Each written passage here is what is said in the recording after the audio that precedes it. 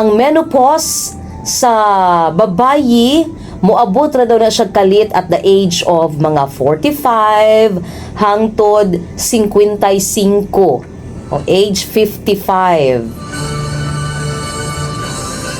Kung diin muhunong na ang pagregla sa usa ka babayi once nga magmenopausal na o ma-menopause na. But pasabot ni ini, gahunong na pod or muhunong na ang pagproduce sa egg cell sa babayi o kalit lang nga muubos ang level sa estrogen sa lawas sa usa ka babayi.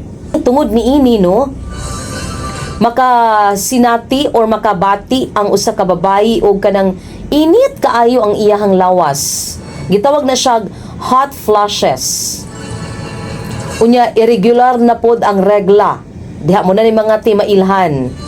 Kung regular ka nga magdugo or regular imong nadalaw, kung paingon na ka sa menopausal stage, irregular na ang imuhang dalaw. Unya isa pa, di ka mahimutang.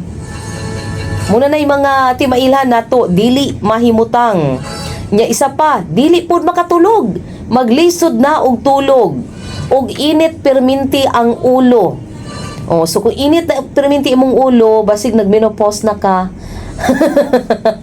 Dapat ingon pa ni Dr. Willie Ong, mukonsulta daw ta sa ato ang mga OB-GYN.